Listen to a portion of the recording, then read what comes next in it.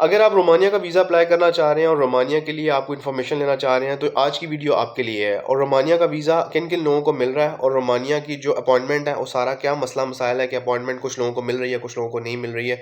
और अगर आप मलेशिया में बैठे मेरी वीडियो देख रहे हैं, दुबई में बैठ के मेरी वीडियो देख रहे हैं, सऊदी अरब में बैठ के वीडियो देख रहे हैं, और अगर आप यूरोपियन कंट्रीज़ की तरफ जाना चाह रहे हैं तो आपको रोमानिया जाना चाहिए कि नहीं जाना चाहिए, और रोमानिया अगले 5-7 सालों में क्या तब्दीली है ये आने वाली है रोमानिया के बारे में, क्योंकि शेंजन कंट्री की बहुत सारी बातें हो रही हैं कि शेंजन में शामिल होने के बहुत सारे जो है वो तवक्कुआत रोमानिया की बढ़ गई हैं।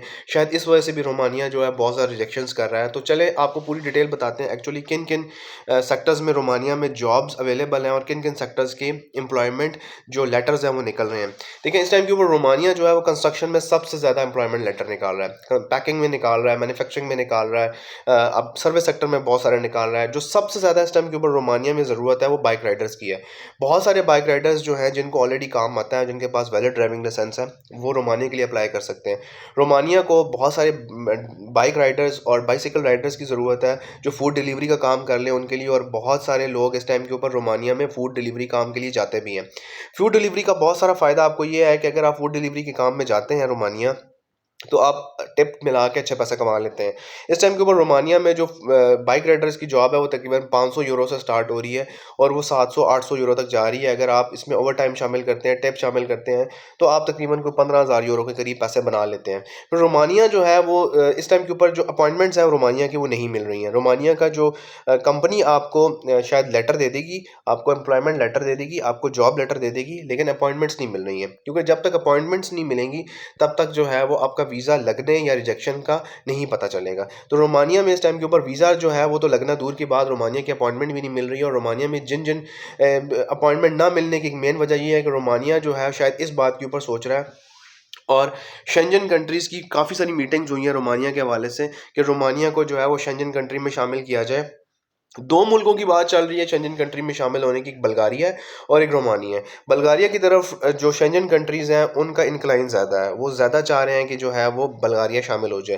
रोमानिया के लिए उनको बहुत सारे कंसर्न्स हैं, लेकिन रोमानिया खुद ये चाह रहा है कि हम शेंजन कंट्री में चले जाएँ ताकि हमारी इकॉनमी को थोड़ा सा सहारा मिले, और हमारे इस वजह से वो रिजेक्शंस भी बहुत ज़्यादा दे रहे हैं, इस वजह से वो वीज़ा अपॉइंटमेंट्स भी नहीं दे रहे। अगर आपके पास एम्प्लॉयमेंट वीज़ा है, आपको सॉरी एम्प्लॉयमेंट लेटर है, तो आपको अपॉइंटमेंट नहीं मिल रही है तो आप थोड़ा सब्र कर लें, थोड़ा वेट कर लें, हो सकता है कि आपको अपॉइंटमेंट मिल जाए। और आपको किस्मत आजमाई ज़रूर करनी चाहिए। बहुत सारे लोग इनबॉक्स में भी मैसेज करके पूछते हैं कि यार हमारा रोमानिया का हमारे पास लेटर पड़ा हुआ है, हमें कंपनी ने लेटर दे दिया, लेकिन हमें पाकिस्तान से अपॉइंटमेंट नहीं मिल रही।